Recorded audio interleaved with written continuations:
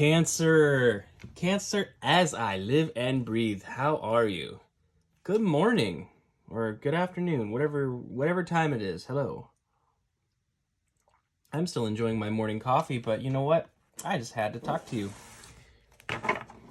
Couldn't help myself. So Cancer, welcome. Yes, I'm reading for you. Just you. Just you, my friends. All right, Cancer. Let's get into it. I'm going to kick it off with a Rumi quote, as I've been doing lately, and we'll go into some Moonology, a little tarot. You know, we'll play it by ear. Here we are with the Rumi.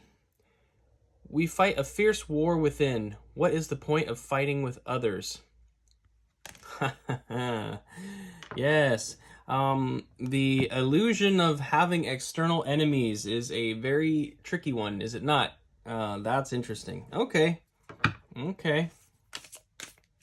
So some of us might be struggling a bit with people, and it's kind of an opportunity to see, maybe more of what's going on within, right? And it is the new moon in Scorpio, eclipse situation. There is some personal accountability kind of energy that's been coming up. So it could have something to do with that. What else do we need to know about this for you, Cancers? Cancers. Sun, moon, it's rining, yes. Sun, moon, rising, and Venus, excuse me. Okay. Let's get 3 Moonologies for you. All right.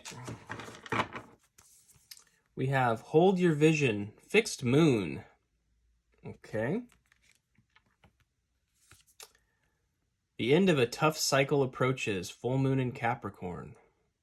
Okay, the end of a tough cycle. Yes, definitely. Again, it may not be the other piece. It's something internally, I think. Be bold and make the first move. Cardinal Moon. Okay, be bold and make the first move. Interesting. Okay, well, some of you need to walk away from something. That first move might be the first move of walking toward a goal or toward a vision that's taking you away from something else. Especially if you're in a situation now where you are constantly butting heads with another person in a situation, it may be time to move away from that situation, because what I'm thinking here, what I'm seeing is that maybe that's not even been your vision to begin with. Like the situation, if it's a career, whatever, it's like it's not really what you intended to begin with. And I think you know that deep down. So that's kind of that's interesting. All right. Could be that. Could be something to do with that. Some of you may need to recalibrate a little bit. I'm going to move this over here so I don't drop it. I want to make a mess. All right. Cancers. Yeah, what's the point of fighting with others? Even relationships, there's obviously things are going to happen, right? Conflicts are going to happen. Stuff happens. But there could be something fundamentally that's out of line. It's like if you are constantly fighting with a partner, disagreeing on everything, just constantly butting heads, it could be because it could have a lot to do with your own internal energy and not so much with theirs, their external energy, and there may just be something wrong, let me back that up. Not wrong, but there's something lingering maybe under the surface there for some of you that it's like you kind of know something needs to be addressed. Let me put it that way. You don't necessarily have to walk away from something, obviously, if this is your story. It could be, though, that the end of this tough cycle is a cycle of ineffective communication or non-communication in a situation. And maybe that first move is to be bold and make the first move. Maybe that is actually you, coming into the situation with an olive branch, so to speak. It may just require some communication and a recognition of the fact that, yes, we really do have enough internal war. We don't need external war. We're always at war with ourselves. So, all right, let's get some tarot going for you here. This is a Light Seers tarot, by the way. We have the Seven of Swords. Yeah, okay. Some tact, some tactfulness, some sneakiness. Let's see what else. The Devil. Yeah, I'm going to go ahead and go with sneakiness then. There's a false sense of security with this person. So this could, again, work. It could be lots of things, right? But there's something kind of like narcissistic about it, right? I mean, that word gets thrown around so casually now. I think it needs to probably be dialed back a bit. But we do have this this devil. He's very stunning and brave. You know, it's a bit of a trick, isn't it? It's a bit of a trap. I don't know. He's got some piercing eyes there. Oh my. And then we've got the Hierophant. There you go. See, that's the gate. The gateway between heaven and earth. The Hierophant. You see that staircase? That's the way forward. You have the two choices couldn't be more starkly contrasted, right? I mean, the Hierophant and the Devil, it's basically are you choosing to elevate and go towards heaven? Are you choosing to move towards heaven? You know, heaven on earth, or are you choosing to stay stuck in something? And the Seven of Swords here is very much alluding to the fact that there could be something slightly sneaky going on. I don't like the glare on that. Sorry about that, guys. Underlying is the Knight of Cups. So there is an opportunity. There's an opportunity here, I think, that is coming forward. Again, this could apply to careers and things too, so we don't have to take it so literally. This could be love as well, but you might have a person, you might have somebody coming out of left field, entering your life with some kind of offer here. And I think you need to be very careful with that. You need to be discerning. But I feel like whatever it is, you'll know it when you see it, and it probably will feel very right to you, because it seems like the current situation is the one that you're sort of stuck in a lot of ways. And that could go either way as far as accepting a new offer or moving towards a new thing or not, typically. But with this Be Bold and Make the First Move card, it's steering the reading a little bit away from the idea of it simply being a test of sorts. For some of you, it may be something of a test. And like I said earlier in the reading, it could have a lot to do with communication. The devil here, you know, what's the original sin of the devil, if you think about it in scriptural terms, you know, and forgive me for going here again. I know some people get really pissed when I do it. His original sin was pride, right? He wanted to be elevated. And sometimes the pride of not budging in a conflict, like if you're in a fight with a partner and there's this pride thing happens where you're so wanting to be right that you don't want to communicate, you don't even want to talk, like you almost want to hold the anger in, right? And that's that doesn't help anybody.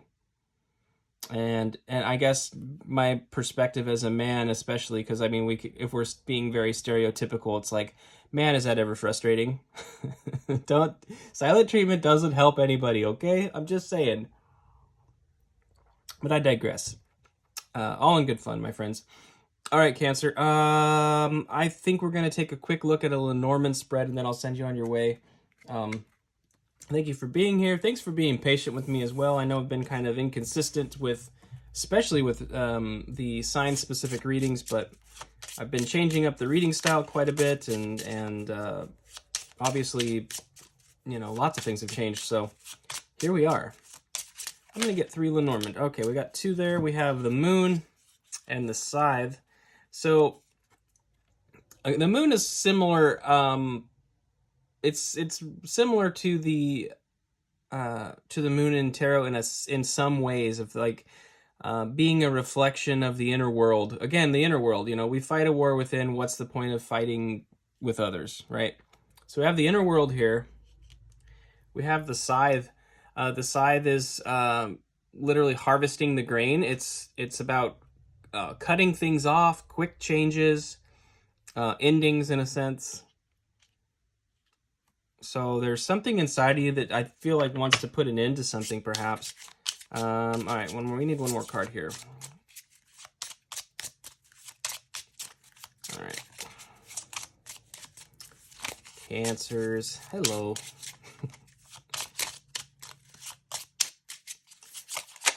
I don't know why I just said Cancers hello randomly at the end of the reading, but I like you.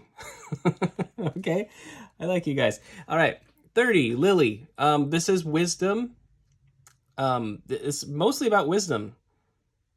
So you're going to be needing to rely heavily on your wisdom, and one thing about wisdom is it's very much the inverse of that notion of pride. It's not about pride. Wisdom has a lot to do with humility. So the way that it's sitting across from the moon, and the moon kind of representing aspects of the inner world, you could almost associate it with something prideful. And I'm not saying that you are. I'm saying that may be a way that you could view this situation here. Because it looks like there's a temptation. When I look at the tarot, actually when I look at this whole thing, to me it looks like there's a temptation in your life to make a change, and it's probably for the best, but here's the thing about it, and I'll story time a little bit. I will be very vague, but when you are getting ready to manifest something big, something pivotal in your life, a very major change, and I just recently, over the last year and a half, went through a very major change. There will be something of you could almost call it an imposter manifestation. Like if you're looking for your soulmate, somebody might show up. And I'm being very direct in this sense, if this is anything to do with it. Because again, this is real specific. Some of you could currently be in a relationship that's not going well, and you're thinking about coming out, and then here comes Mr. Flower Guy over here, and he wants to break you out of your situation, right? Oh, lovely. Well, do you think that Spirit would have you participating in some kind of acts of infidelity? I will tell you now, no. No, the answer to that is no.